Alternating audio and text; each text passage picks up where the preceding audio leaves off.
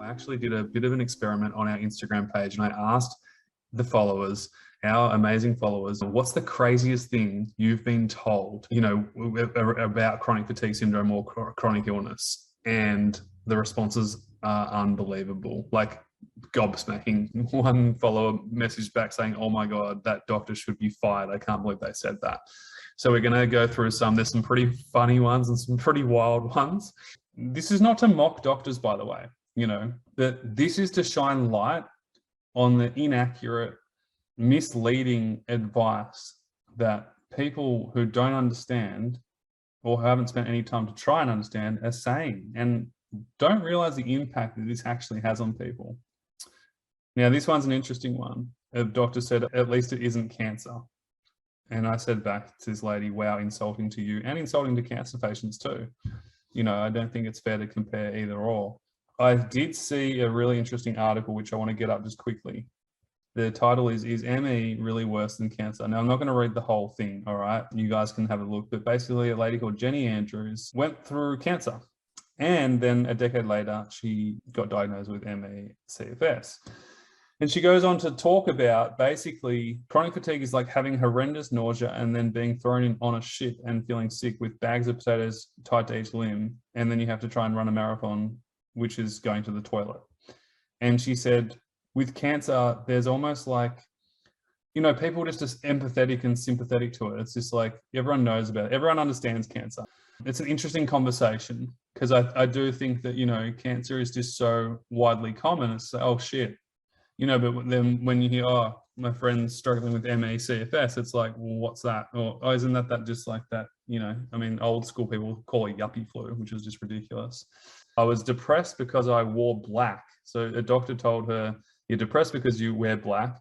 And then she got diagnosed by another doctor because obviously she sacked the one that said she was depressed because she wore black, which is pretty immature, really. This one's so common. You need to exercise more. This is the worst advice to give anybody who is going through chronic illness. You do not need to exercise more. You do not need to push your body anymore.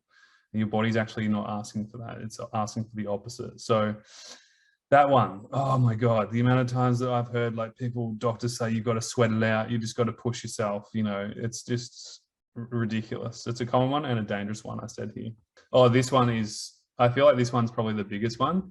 It's all in your head. And this hurts, this, you're already sick enough as it is, you're struggling enough as it is. You don't want to be told that it's all in your head. And I said in my response, yeah, because people who get this would totally make it up, wouldn't they? Why would you make up being this sick? You just can't. And you wouldn't wish it upon your worst enemy. But to say it's all in your head is just so rude. And this is the problem with chronic illness. It's not like a broken arm where you can see it. You can't see the cast, but I'm sure if you had a cast around your entire body, people would start to pay attention. Oh my God. Someone else says, "You are walking around, so you can't be that ill." And that's the problem. Your friends and family don't see you in your worst state, especially your friends in the outside community, they only see you for the 30 minutes you go out or the event that you go to, but they don't see the 2 weeks resting afterwards or the days before or whatever. Yeah. So it's hard for them to see. Yeah. Izzy says, "It's not like you're disabled," the person said. And she said, "This condition is so misunderstood." I agree. The doctor said, "I'm tired too sometimes." Well, that helps. Someone said to this person, "Get well soon." Jesus. And, some of these people probably mean really well. It's just that they just don't get it. But this episode was really just to shine light on what you're going through is 100% real. You're not going crazy. It's not all in your head. And I will say this, a part of the component for recovery is working on your mindset. Now, that has nothing to do with the fact that it's a physical disease. What you're going through is physical, but you can't tell me that it hasn't affected you emotionally. And therefore, you need to work on things emotionally too. And we have a whole component and section in our program that it's a huge component, but it's definitely not the be all and end all. And there needs to be a holistic approach here. And so I just want to clear that up right now. It's normal to have secondary depression, secondary anxiety, which basically means it's caused by what you're experiencing. So of course it's normal to be so upset, angry, frustrated, sad at what you've been told just here, but more so the fact that you can't live the life that you want to live. And that's what's upsetting.